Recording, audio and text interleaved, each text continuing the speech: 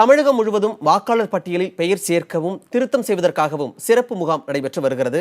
சென்னையில் நடைபெறும் சிறப்பு முகாம் குறித்து செய்தியாளர் ராஜ்குமார் தரும் கூடுதல் தகவல்களை இப்பொழுது பார்க்கலாம். வாக்காளர் பட்டியலில் பெயர் சேர்ப்பதற்கும் பெயர் திருத்தங்கள் செய்வதற்கான சிறப்பு முகாம் சென்னையில் இன்று காலை தொடங்கி நடைபெற்று வருகிறது. சென்னை மாவட்டத்தில் இருக்கக்கூடிய 16 சட்டமன்ற தொகுதியில் இருக்கக்கூடிய வாக்காளர்களுக்கான சிறப்பு முகாம் தற்பொழுது நடைபெற்று வருகிறது. ஏற்கனவே செப்டம்பர் 1ஆம் தேதி சென்னை மாவட்டத்திற்கான வரைவு வாக்காளர் பட்டியல் வெளியிடப்பட்டிருக்கிறது.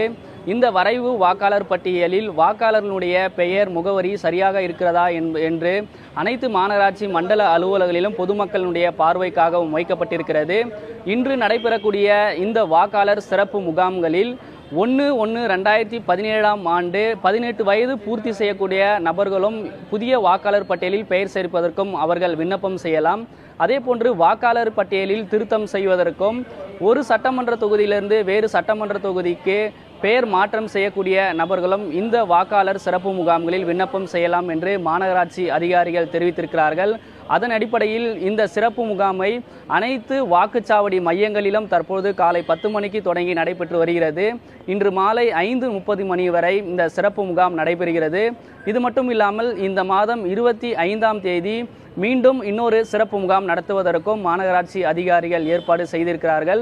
இது மட்டும் இல்லாமல் இந்த மாதம் முழுவதும் வாக்காளர்கள் தங்களுடைய பெயர் சேர்ப்பதற்கும் திருத்தங்கள் செய்வதற்கும் நடவடிக்கைகள் எடுக்கப்பட்டிருக்கிறது. பொதுமக்கள் தங்கள் இதனுடைய பயன்படுத்திக் கொள்ளலாம் என்று ஏற்கனவே அதிகாரிகள் தெரிவித்திருக்கிறார்கள். இது மட்டும் இல்லாமல் ஆன்லைனிலும் விண்ணப்பம் செய்வதற்கும் திருத்தங்கள் செய்வதற்கும் வசதிகள் ஏற்பாடு செய்யப்பட்டிருக்கிறது. பொதுமக்கள் www.electionstngovernment.in என்ற இணையதளத்திலும் தங்களுடைய புதிய வாக்காளர் பட்டியல் பெயர் சேர்ப்பதற்கும் திருத்தங்கள் செய்வதற்கும் வசதிகள் ஏற்பாடு செய்யப்பட்டிருக்கிறது. இன்று நடைபெற்று வரக்கூடிய இந்த சிறப்பு முகாம் பயனுள்ளதாக இருப்பதாக வாக்காளர்கள் தெரிவிக்கின்றனர். புதிய தலைமுறைக்காக ஒளிப்பதிவாளர் சிவாவுடன் ராஜ்குமார்.